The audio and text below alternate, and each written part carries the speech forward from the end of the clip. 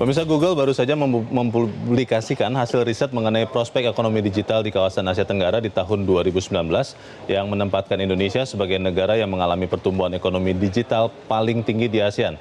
Kita akan lihat bagaimana hasil riset Google. Seperti yang kita ketahui bersama bahwa Google baru saja memperlihatkan hasil survei yang dilakukan terhadap 6 negara di Asia Tenggara. Kita melihat ada 570 juta orang yang disurvei yang memanfaatkan ekonomi digital, dan yang paling besar tentunya ada Indonesia 264 juta. Kemudian di urutan kedua ada Filipina dengan 105 juta pengguna. Kita melihat juga di Tiongkok ada 96 juta pengguna. Lalu Thailand ada 69 juta. Malaysia 32 juta pengguna, dan Singapura ada 6 juta pengguna. Sebagai negara yang memiliki penduduk paling besar, tentunya Indonesia menempati posisi dominan.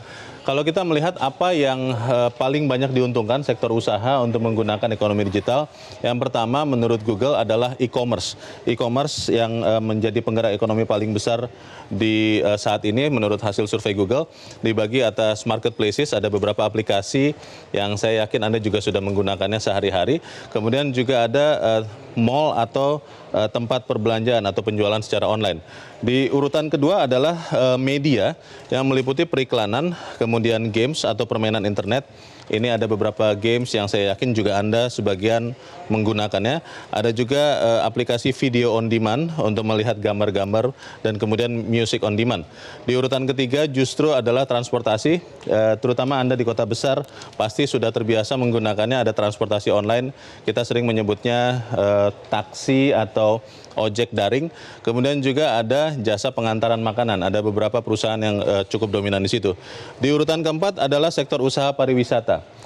Saya yakin Anda sebagian besar sudah tidak lagi familiar dengan memesan baik itu tiket pesawat, industri penerbangan, tiket hotel maupun rental kendaraan menggunakan tatap muka, tetapi sudah banyak menggunakan aplikasi dengan ada beberapa perusahaan yang bermain di situ. Dan yang terakhir adalah sektor usaha jasa keuangan. Ini yang memang harus diwaspadai karena dengan minimnya tatap muka membuat sektor jasa keuangan atau mungkin sering kita dengar fintech, financial technology, relatif rentan terhadap penyalahgunaan. Di dalam jasa keuangan itu ada yang melakukan pembayaran, pengiriman, pinjaman, investasi, dan juga asuransi.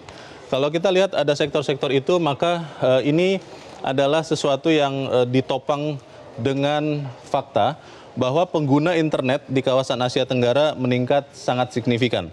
Tahun 2015 datanya baru ada sekitar 260 juta pengguna internet, maka di tahun 2019 ini ada sisa beberapa bulan sebelum berakhir, sudah terhitung ada peningkatan 100 juta pengguna menjadi 360 juta pengguna internet. Inilah yang memicu perkembangan ekonomi digital begitu rupa, dan nilai ekonominya, kalau kita melihat nilai ekonomi penggunaan internet untuk digital ekonomi di Asia Tenggara, tahun 2015 baru sekitar 32 miliar dolar, maka di tahun ini diperkirakan ini sudah hampir 4 kalinya 100 miliar dolar, dan di tahun 2025 bahkan hampir 100 kali lipat dibandingkan tahun 2015, yaitu diperkirakan 300 miliar dolar Amerika.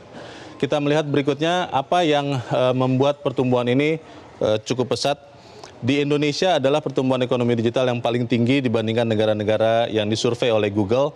Kita lihat dari tahun 2015, kalau nilai e-commerce ataupun ekonomi digital di Indonesia baru sekitar 8 miliar dolar, maka tahun 2019 sudah berlipat 5 kalinya 40 miliar dolar, dan diprediksi tahun 2025 itu 6 tahun lagi dari sekarang akan meningkat bahkan hampir 4 kali lipat menjadi 133 miliar dolar.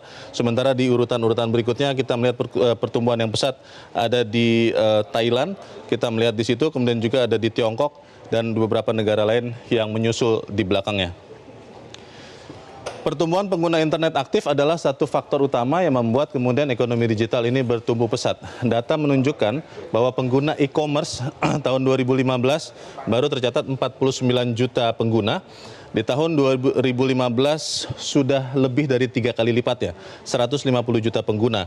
Sementara untuk yang menggunakan internet sebagai sarana untuk menggunakan transportasi online itu bertambah 5 kali lipat. Tahun 2015 baru ada 8 juta pengguna, maka di tahun 2019 sudah tercatat ada 40 juta pengguna. Dan ini yang menarik bahwa walaupun secara angka paling besar dibandingkan dua sektor yang lain, ada 130 juta pengguna game online di tahun 2015, ternyata pertumbuhannya tidak sepesat e-commerce maupun transportasi online.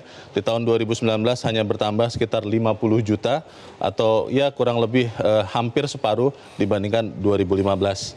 Kalau kita melihat nilai ekonomi digital ini seperti apa, paling besar masih tetap di e-commerce. Di tahun 2019 yang di tengah ini ada nilainya 38 miliar dolar yang diperkirakan akan naik di tahun 2025 menjadi 153 miliar dolar.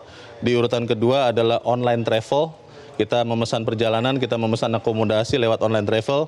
Lalu ride hailing atau taksi tadi atau ojek online itu juga di urutan ketiga, dan di berikutnya adalah media online. Kalau melihat ini mungkin yang harus diwaspadai adalah bagaimana dampak dari ekonomi digital ini kepada ekonomi sektor real, karena seperti yang kita ketahui pusat-pusat perbelanjaan di banyak kota besar termasuk di Jabodetabek misalnya sudah banyak yang mengalami efek dari ekonomi digital ini dan mereka sudah harus berjuang lebih baik lagi.